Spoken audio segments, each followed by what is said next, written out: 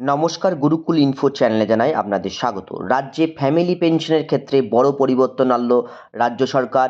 নতুন একটি অর্ডার প্রকাশিত হয়েছে। এই অর্ডারে কারা কারা উপকৃত হবেন, কি কি পরিবর্তনটা এই অর্ডারে করা হয়েছে, সম্পূর্ণ তথ্য আপনাদের সামনে শেয়ার করব। ভিডিওটি শুরু করার আগে চ্যানেল যারা নতুন তাদের বিশেষ অনুরোধ, চ্যানেলটি সাবস্ক্রাইব করে পাশে থাকবেন, পাশে থাকা বেল বাটনটি প্রেস করে দেবেন। স্কুল এডুকেশন ডিপার্টমেন্টের সেকেন্ডারি ব্রাঞ্চ থেকে অর্ডারটি বেরিয়েছে 14/5/2026। একটা মেমোরেন্ডাম দেওয়া হয়েছে।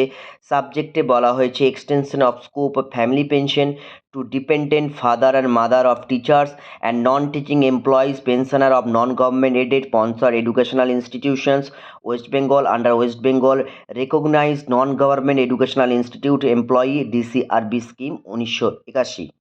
চিঠির মূল বিষয়বস্তু যে সমস্ত শিক্ষক বা অশিক্ষক কর্মী মারা গিয়েছেন এবং সেই মৃত ব্যক্তি বা মৃত এমপ্লয়ির ডিপেন্ডেন্ট বাবা মা, অর্থাৎ বাবা মা নির্ভরশীল ছিলেন যে সমস্ত শিক্ষক অশিক্ষক কর্মী যিনি মারা গেছেন, তাদের ক্ষেত্রে যে ফ্যামিলি পেনশন পাওয়ার কথা, সেই ফ্যামিলি পেনশনের যে ম্যাক্সিমাম ইনকাম লিমিট সেটা 3,500 ছিল, সেটাকে বাড়িয়ে 9,000 টাকা করা হচ্ছে।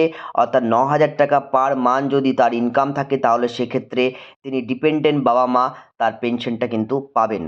1981 সালের ডিসিআরবি যে স্কিম, অর্থাৎ ডেট কাম রিটায়ারমেন্ট বেনিফিট, সেই নিয়মে যে ইনকাম সিলিং 3,500 পর্যন্ত ছিল, সেটা কিন্তু 9,000 টাকা করা হলো। যাই হোক, এই অর্ডারে কিন্তু অনেক ফ্যামিলি পেনশন যারা ডিপেন্ডেন্ট বাবা মা ছিলেন তারা কিন্তু উপকৃত হবেন। ভিডিওটি এইটুকু তথ্য আপনাদের সামনে শেয়ার করলাম। সকলে ভালো থাকুন, সুস্থ থাকুন, ধন্যবাদ।